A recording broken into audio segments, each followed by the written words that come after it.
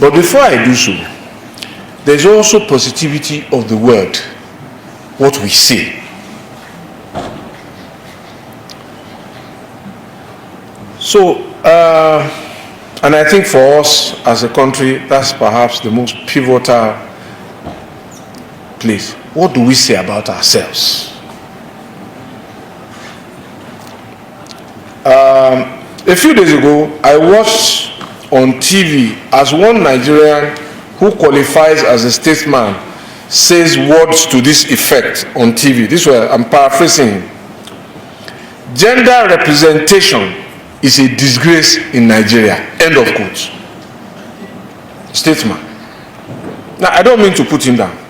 That's not my intention. It's my friend. But is an example of a subconscious error that many of us, including I, have made about not being aware of the power of what we say and how we say it. So, I am no expert myself, but my public service experience has taught me a few things. I have had people teach me how to sit down, how to dress, what colors to wear, and so we don't leave those things to chance. So today I will confess, I was supposed to grant an interview to a foreign TV outfit a few months after I became governor. And I sat on a couch and went like this, like a big man, as a young governor. And the foreign international correspondent who was to interview me just looked at me and started giggling. I said, okay, let's get this thing on the road. I said, no, governor, if I put you on global TV like this, I've finished your career. You can't sit down like that. And then he taught me posturing right there and there. And he said, you can't sit in this sofa. So he brought a straight back chair and said, this is what we call BBC. Your butt in the back of the chair. But how many of us? And so from then on, it was training after training. Referrals to agencies who did this work. Training myself and my team. And still, the work never stops. So, how you use the word. So, we had this, when I heard gender representation is a disgrace in Nigeria, I froze in my seat. And I thought to myself, what if we had simply said, instead of that, what if we had said we can improve on our gender representation indices and inspire a people to action instead of condemnation? So, and it just brought in my own throwback. We were supposed to present something on law enforcement way back, and I asked one of my assistants to write a speech. It was about traffic enforcement. So when I saw the draft speech, and I said, and there were words to this effect that, okay, the reason that we were doing this was because, quote and unquote, Lagos residents were lawless. So I said, come. We're going to go and tell the people we are leading that they are lawless people. We just lost our mandate. I said, no. Can we change this and say that we want to see improved traffic compliance? These are just but two examples of the power of the word and how we say and use them individually, in offices, in private businesses, affects that index that we have seen. So, very quickly, our own collective self-esteem. How do we see ourselves? Have we lost belief in ourselves? I certainly don't think so. Unfortunately, we have seen a few examples of some people who give us a bad reputation, and we are now at the point where some countries have the audacity to tell us, don't come to our country. Now, are we submissive and surrendering and apologetic? Or are we really the giants that we are with pride to say, we will take this on the chin, but we will not come. And we will remake, and we will rebuild, and we will have parity again. Because the truth is that one of the things I learned from very early in life, the power of the customer who is spending money. In all of those places where they are harassing us today, we go and spend real good money.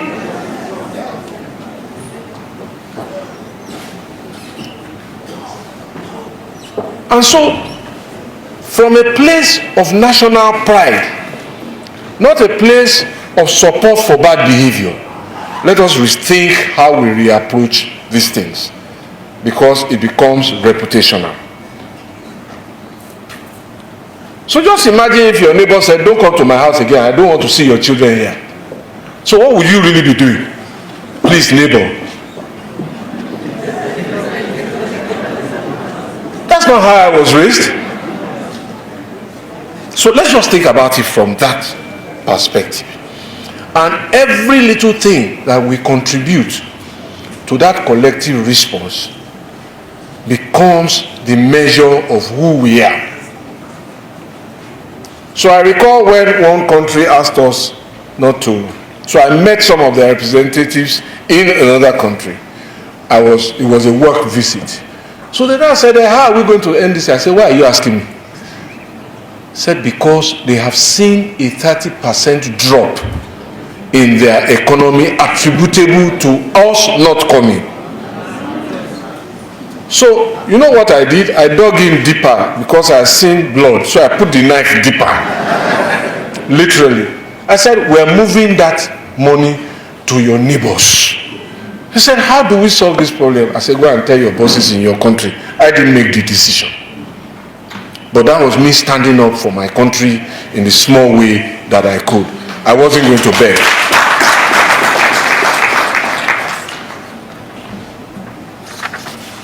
I'm almost done.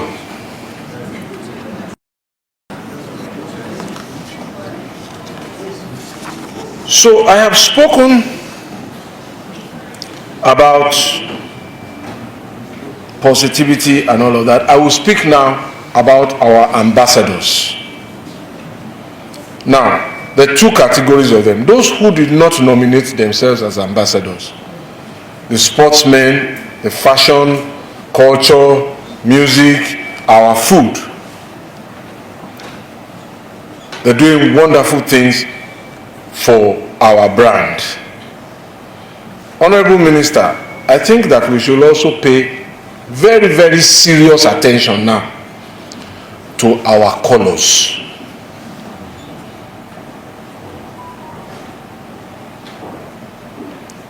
All of those colors on our flag have a specific code. And the time has come to pull everything back and together.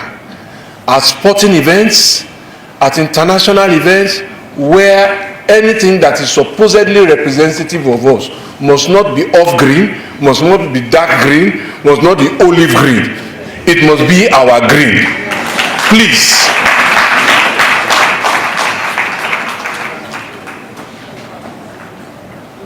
Because it is emblematic of our identity.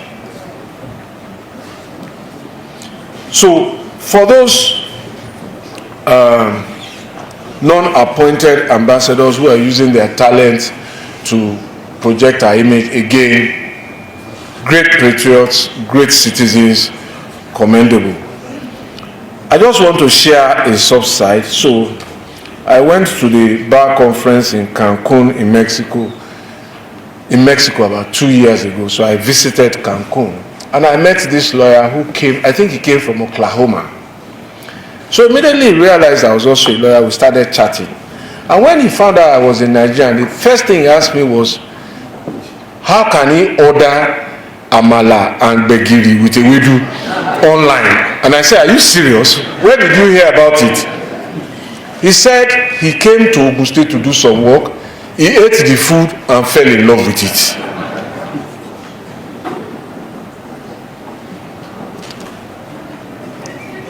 I didn't have an answer. How do you order gbegiri, amala, and ewedu online? But these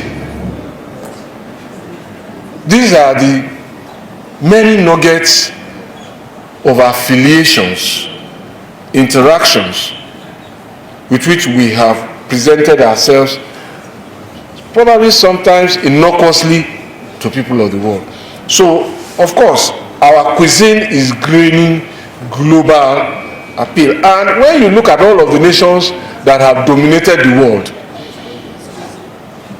oftentimes is their food first, and then their music, and then they make you start dressing like them, and then you lose your identity and embrace them. After that, they take over. So that renaissance has started.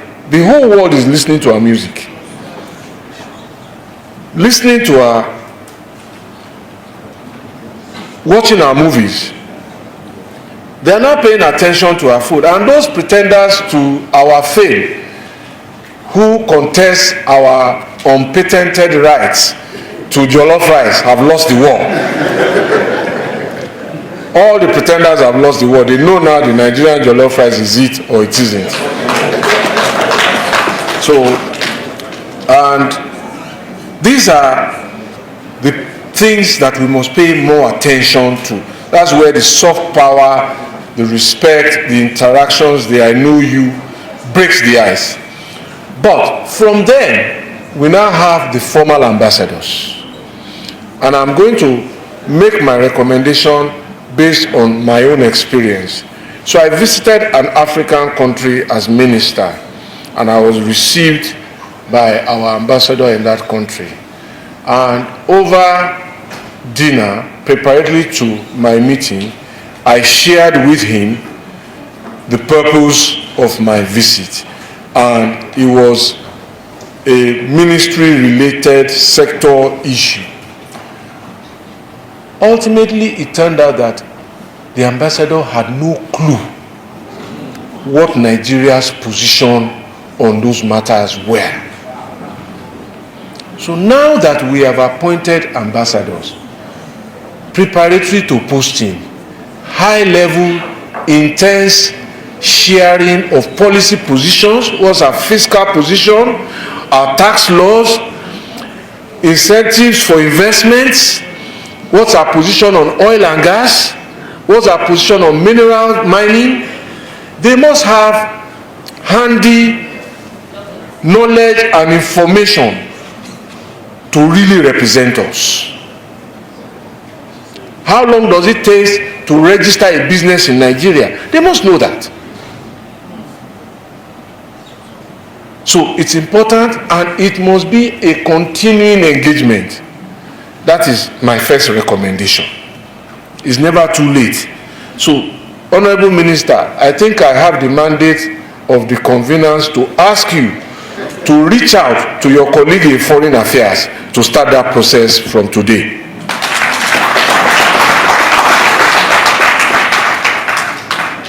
The other point, which comes from experience, was that over my time as minister here, very often I will get letters dispatched by the Ministry of Foreign Affairs to various departments, including mine. They were from our many ambassadors abroad, asking us to come and visit the countries where they were posted. And I must say today that unfortunately, most, if not all of those letters ended up in my shredder. The reason is this: if there was a problem of development at all, it was here, not there. What am I going to do there? Those who want to do business with me must come and see where I live. They can't feel me from a slide. That's all I can present to them there, slides. But they can feel me by temperature and know that this place is warmer than their country. and know that we have sit-outs here and we are not huddled up at night in one triple clothing, and decide that, okay, one of the reasons to invest here is that I will come here once in a while when it's cold in my country and come and see my investment. So what am I alluding to? Our ambassadors must invite people to come and visit Nigeria, not the other way around. You see why I said the president has given my speech. He was talking about a major event, and we must host more of those events. We have the facilities, we have the hotels, we have the transport system. We can improve on what is not enough, but it is important to take the first big step and agree that there is a turnaround in movement. They are coming more, we are going less. This is what is called MICE. In modern administration, it is the acronym for meetings, incentives, conventions, and exhibitions. It is what nations are using now to drive their economies, hosting events in their country. Any small event they are hosting, sports they are hosting. So how many of the music concerts that we are generating, the global music, how many are being performed here? That's what brings people here. That's what explodes the myths and the fabrications. And people will leave us with their real experience. And when they tell them don't come to Nigeria, they say I'm going back. I enjoyed myself the last time I went. So,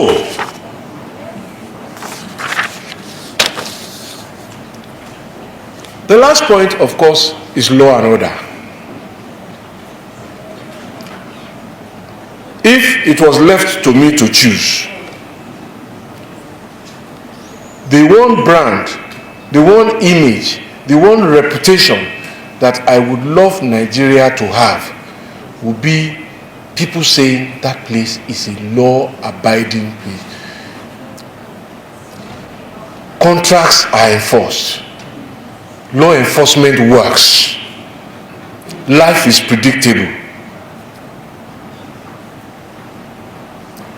It's a good reputation to have because it leads to other good things.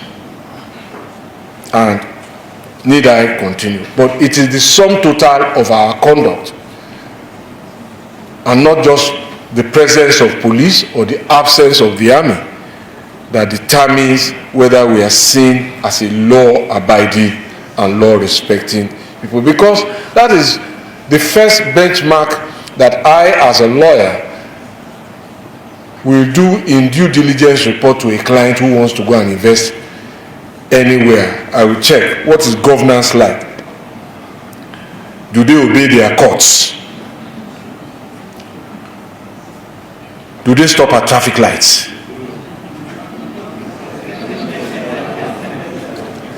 Why did we buy them if we won't use them?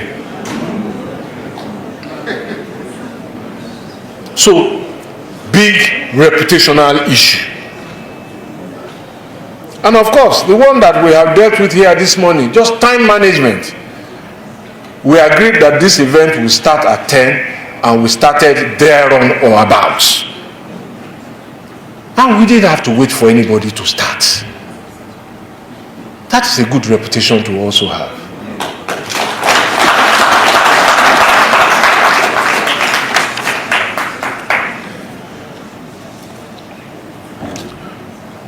All of this is now said and told. Yes, there is no perfection. Government continues to struggle. You campaign in poetry, you govern in prose. It's tough. I've been there and done it before. So sometimes there will be a need to see that government does more. Indeed, that is how it should be. The best government can do better and become excellent. The struggling government can become a good government. But when governments and a few people let us down, we must not throw our country under the bus because we are angry with the acts of a government or a department of government or an individual. So I close. As I said on page 94 of my book titled Nigerian Public Discourse, The Interplay of Empirical Evidence and Hyperbole, quote, we must understand that government is different from country. We must criticize government and politicians without throwing our country under the bus.